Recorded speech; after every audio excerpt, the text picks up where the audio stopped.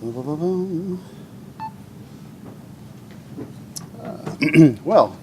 thank you for attending this session called Meet Mr. RIMP. RIMP stands for Robot in My Pocket, which is after a movie called Angel in My Pocket, Andy Griffith movie from the 50s about an angel that lived in a pocket and helped a family out of difficult circumstances. And it's a wearable robot. I'm wearing it. And control it with Google Glass Control, very loosely construed. And it's for pediatricians and people who work in children's hospitals, such as child life specialists, to kind of entertain and distract children in arduous circumstances. It is very much a project in progress. In fact, I'm constantly pulling a board, putting in a new board, cannibalizing parts. I have a version of him that was blue, and of course I had blue hat, blue glass, blue, Mr. Blue, and it cracked. So I ran out of blue. Okay, so I printed this version, which he likes better because he thinks that robots are really made of metal and should be gray. But since then I've gotten some more blue plastic, so we'll see what happens.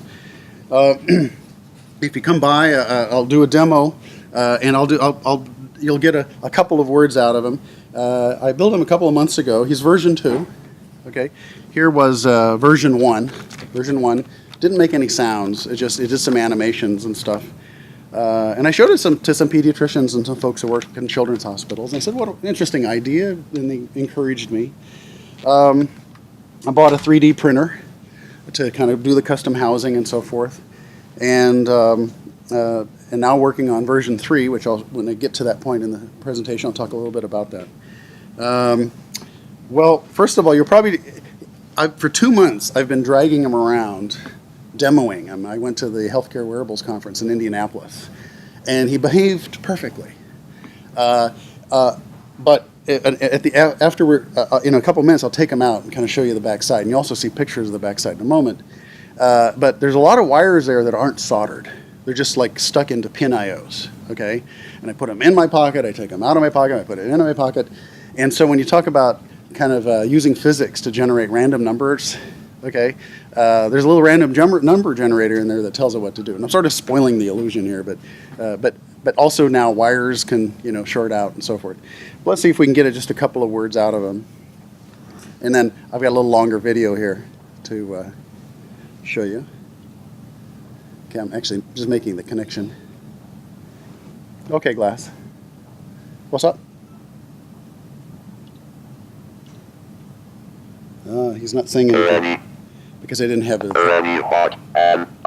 Okay, I didn't have a speaker turned on. Okay, he showed a little thing like a catfish, and it had like tentacles and looked like the people who were here earlier are already tired of listening to that.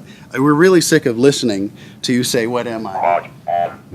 This is an existential question I know that you are absolutely obsessed with, but if you say, "What am I?" one more time, I'm going to turn... Okay, you're going off. There are other characters that he does, but I'm not going to torture you. I'm just going to show you a 55-second video. A little bit of context here. I do have altruistic, fun notions of using him and getting children's hospitals to use him and so forth. But he's also a mascot for my business. I'm kind of a health IT consultant, and I do boring things involving workflow in healthcare, electronic health records, and so forth. And Mr. RIMP has a Twitter account, and that's right. I've got a speaker right here. And so it's the bread and butter stuff. And people follow me on Twitter and blog and so forth. And I'd like to do cool, 3D printing and Google Glass. And folks would rather work with a fun and interesting person on a boring problem than a boring person on a boring problem. So that's kind of that angle. So let me play this. A couple weeks ago was National Health IT Week. I put this YouTube video, and it actually got tweeted around a lot in the health IT community. Oop. We got to turn up the speakers.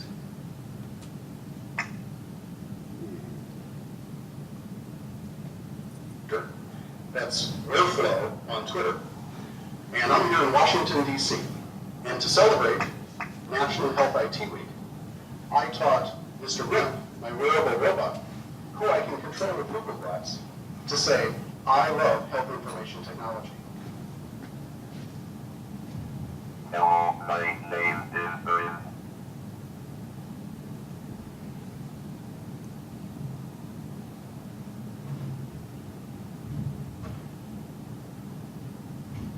Our class health information technology. Fantastic. And what else have I taught you to say? What are you talking about? What am I I? can see that's the end of that conversation. Anyway, have a great National Health IT Week. Okay, well, like I said, I've actually done 5 minutes on stage in front of a bunch of health IT folks, and he actually worked. The wires are becoming loose, and hopefully version 3 will be along, and everything's going to be soldered.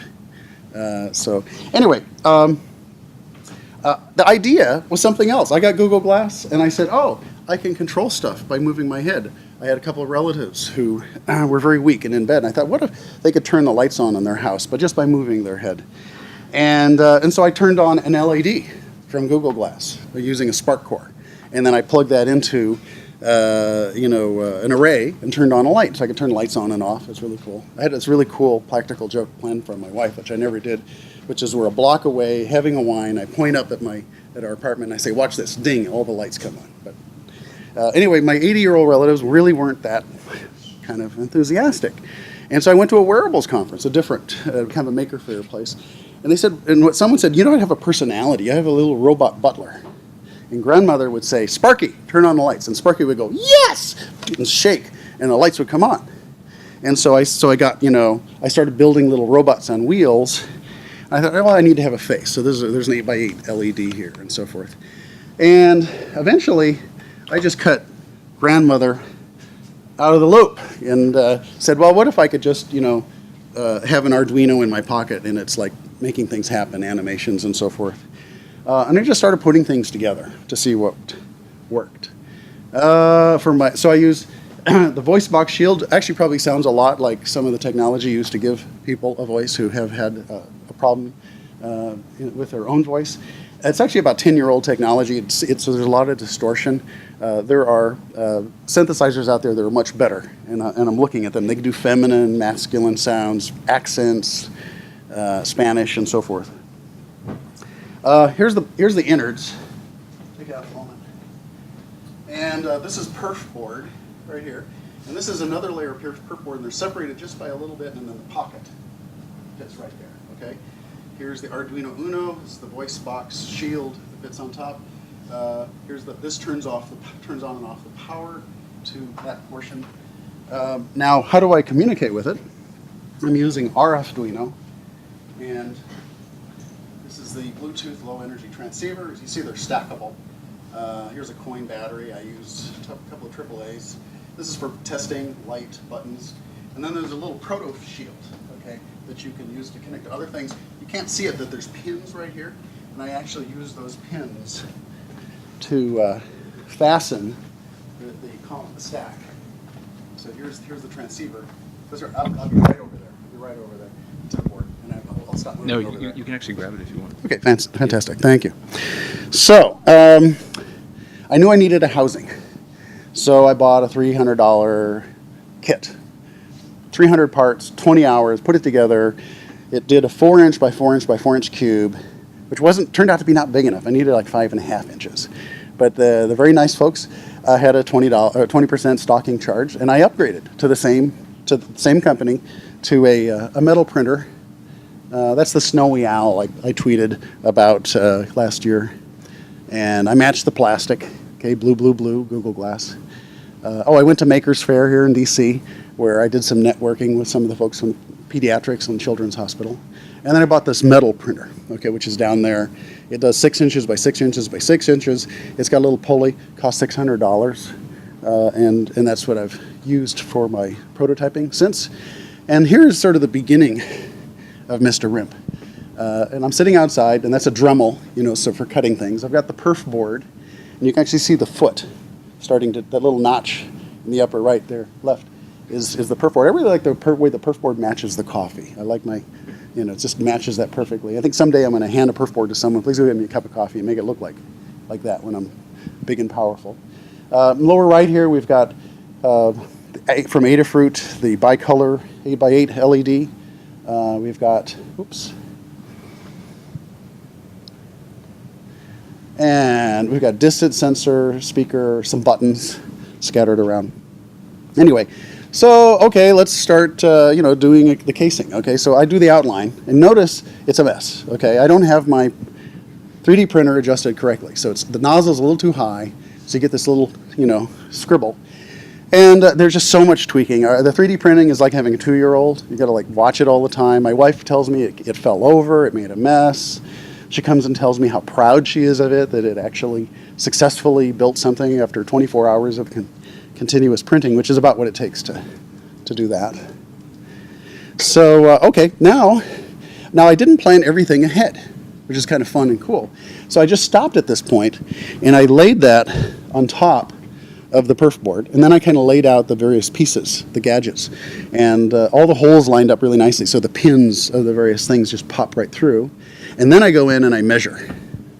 And then I take those measurements and I go back to the 3-dimensional programming language, which is called OpenSCAD, and I modify it. And, okay, at the same time I'm doing that, I'm trying to create all the functionality, this combination of the animation, the voice, and then kind of synchronizing them. And eventually, so I've got in the lower part here, you see the buttons lined up. I don't have them wired up in this picture. You've got the breadboard, okay, and you've got the stack of Arduino compatible Bluetooth enabled microprocessors, and they're controlling, from your angle if you can see it, but it looks like a fox. It's got big ears and his mouth moves like this, and he's supposed to say, what does the fox say? And then above that you've got, so I'm laying it out. It won't fit in my pocket, it doesn't look like this, but it works. Now I need to take those pieces and I need to put them together in such a way that they fit in my pocket and they're kind of consistent with this sort of 3-dimensional persona that I'm trying to create. And I took a lot, I tweet a lot. I'm Wareflow, W-A-R-E-F-L-O. And what happens is I get something to work, and then I take pictures of it so I can document. So so it's red, black, green, yellow, and I got that from reading and thinking and then trying every combination, and that's what worked.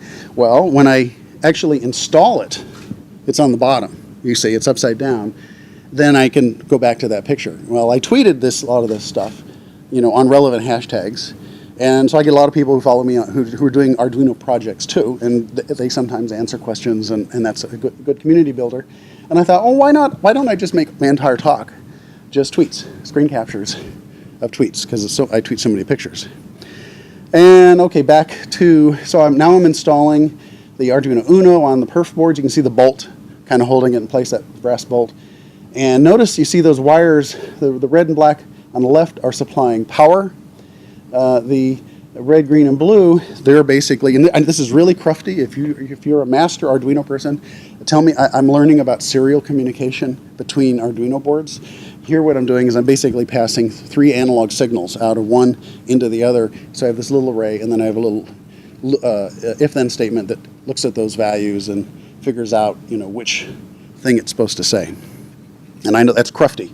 That's not the way I want to do it in the future. So, okay, so ta-da! Kind of like the Space Odyssey, with that block holding up, And you got those wires, and those wires are to the buttons. And I got the buttons to do various things to trigger ouch! You push a button, it goes, oh, that felt good, do that again. Various kinds of, comments like that. Here, they're not connected to anything. And I said, I got 1 week to go, and I'm going to Indianapolis, I'm doing this demo. Okay, but I didn't want to cut the wires, And so my wife says, well, why don't you braid them, And they kind of turned into its do. Okay, this colorful do. That she really likes because she, was the person who suggested it. And I get comments about it. Do you work? That's a good question. And, I was running around the house showing my wife, took it down to the front desk, showed our concierge, and was kind of pleased with it. And at the very beginning, it worked really consistently. Over time, 2 months of dragging around, a lot of the, like I said, a lot of the wires aren't soldered. They're just pushed into the pin IOs, and I think they've gotten looser, and that's where you get the real random behavior, because that affects the voltages and so forth. They go from one board to the next, and so forth. Anyway, so I started to take him on trips. So I took him to like Indianapolis. I took him to New York's Maker Faire. Walked around with him, and even sometimes when he didn't behave, it just added a certain. When you're watching someone on a tightrope, there's this. Oh my God, are they gonna fall or not? It's like in this case, oh my God, is RIMP going to do something or shame me by doing nothing? Anyway, so I'm really just venturing out into the community. In fact, my wife said, you know what, you really need to. We bought this when I had the blue version of Mr. RIMP, okay? And I tell you, he's become a kind of a personality in the household. I praise him, flatter him to make sure that he behaves statuesque and majestic. So anyway, this actually wasn't my tweet. It was a nurse who went to this, and she was saying, this is really great. Could you use it to teach kids about technology? And I hadn't really thought about that. I don't know if that would be, I can imagine, I go to Arduino. I know, the teaching of this kind of stuff is a kind of a tonic, and it's engaging, and maybe they should teach this kind of stuff in hospitals as well. And it's a magnet. Sometimes I take it out if I'm around at a tech conference. I just set it right there. And people come up and they say, what does it do? And they get a selfie. So that's kind of fun. This is Matt's a Google Glass guide. And he wanted his picture taken. And he's holding a little Google Glass. I actually thought about doing a 3D print of a miniature Google Glass right here, hanging off. So my wife is talking about accessories. So she wanted to be able to have like a little broken arm that you can clip on there and so forth. Anyway, went to Maker's Faire. All these people I'm tweeting, they're all doctors, and most of them doctors, and they kind of follow along. And they were there at the inception. They were all the health IT people, and people will say, "Has it learned to speak yet?" And that's a lot of fun. Anyway, people do kind of glom on occasionally. Anyway, so this kind of relates to the ecology. I mean, a lot of us kind of have something that they're working on, their passion and interest about, and then they have their day job. And one of the tricks is, I think, sometimes trying to find an ecological balance between the two, try to find some synergy. And so a couple weeks ago was the National Health IT Week, and so I said that's where the heart came from. I used to have the Google logo, or the glass logo, the little kind of upside down V. And I said, I'll put the heart on there, and you can see there's a little bitmap that I'm programming, and that was the video I showed you at the beginning. And the HIMSS is the professional organization I belong to, Health Information Management System Society, and they've got like 55,000 people that follow them. Okay, and they tweeted it out and said that's fantastic. I got a bunch of followers. Mr. RIMP got a bunch of followers. So it's neat that fed back into the sort of practical day job. Okay, next version. We talk about RIMP 3 and RIMP 4. So this is a mess. I'm going to take this, put it right here, and on the back you can see it's just a gnarly mess. Okay, and every time I put it in my pocket, I take it out, it bumps the wires, and they get when they used to be like fit in real snug, and now but they've gone in and out so many times that they're kind of started to braid down, and I really need to enclose them. And I also need to use all the smaller versions. So for the Arduino board, there's the Arduino Pro Mini, and there's a bunch of other postage stamped size things. The EMEC2 speech synthesizer I'm looking at is like about a third the size of the Spark Fun voice box shield, and it's much more intelligible and mellifluous. The RFduino, I liked RFduino, but there's a lot of empty space. I don't think you can get like versions of these without the headers. So I'm looking at a light blue beam, which I have a copy of here. Anybody? And it's like a little bit larger than a postage stamp. And I really do think that I can get them down to as possibly as little as this. Okay, so that's small enough. I want it to be ideally to be small enough that actually you can put it away. It's in my pocket. It's not attracting attention. Yes, sir. 5 minutes. Okay. You take it out. He goes, "Oh, thank you for taking me out of your pocket."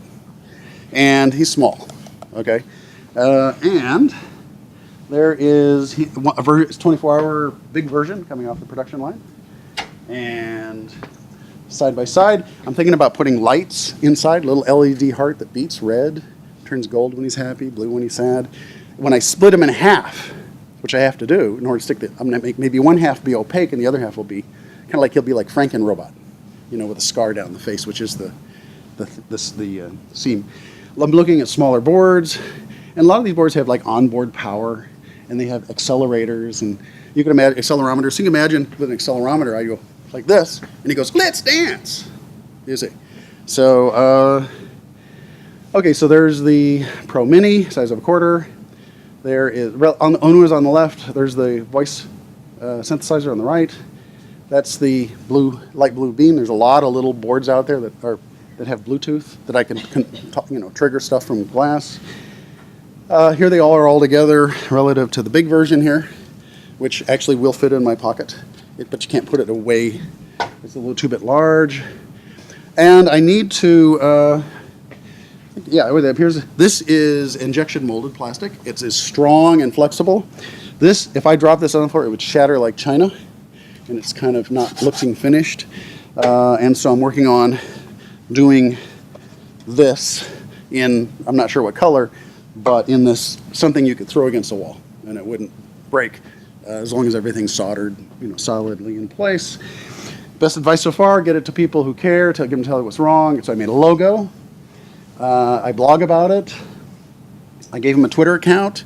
Last week, Mr. RIMP tweeted on the AAP, American Academy of Pediatrics, hashtag 8,500 pediatricians. I got a bunch of pediatricians who want to beta test when we get to version 4. I'm welcoming someone to that. This is my workshop. I can see the Capitol Dome. And my wife said, just keep it on the carpet. And you can see I have just barely. And she said she wants me to retweet that with the pictures straightened. I said, no, it's got to be authentic. And thank you very much. He's very much a work in progress. 2 months ago, he did everything. Now he's kind of like intermittent in a kind of a, because of the weird wired mechanical wearing down sort of way. And he tweets in the middle of the night. And my friends say, do you know Mr. RIMP was tweeting in the middle of the night? And I don't know what's going on. And that's what he wants me to make him look like in the next version, right there. And yeah, I've created a monster. It's taken a life of its own. And even I and my wife, treat it, we say things about it like it's a living personality.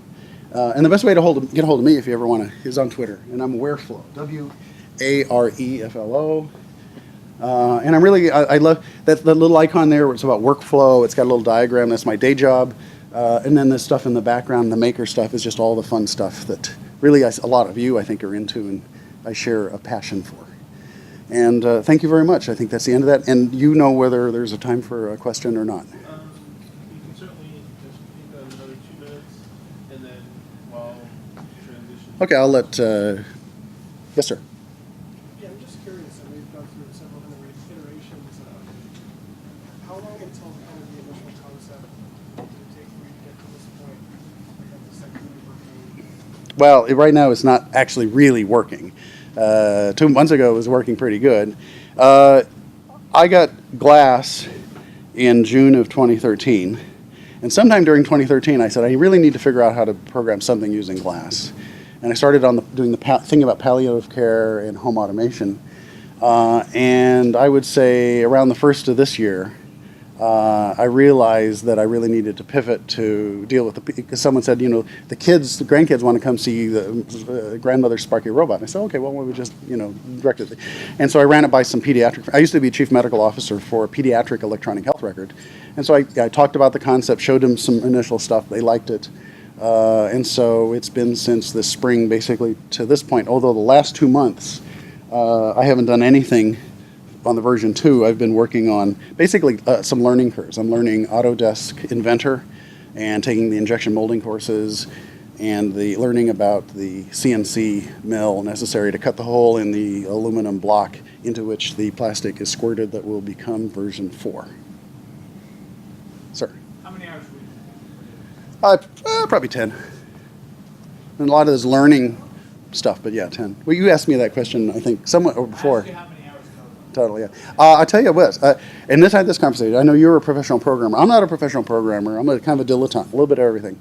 And from my perspective, and this is always very situationally determined, if you have 300 hours to invest, okay, and you're already a really good programmer, that the marginal return on that additional hour invested in programming may not be as large as learning about the hardware. If you're an electrical engineer, same thing is true. You're learning more about, so learn the software. Same thing is true with the sort of the 3D carpentry, does everything fit together kind of thing. And so I think there's a great synergy from if you know a little bit about the software and a little bit about the hardware and a little bit about that 3D engineering. And then you also sort of investigate issues of manufacturability. Okay, I think, there's something about kind of the, quote, American inventor spirit, all the things that got started in garages. I think there's an opportunity here to leveraging all kinds of free resources online to, create neat and innovative things that, kind of remind me of the 50s when people were tinkering in their garages in the mechanical sphere. So we have our next speaker. Thank you very much.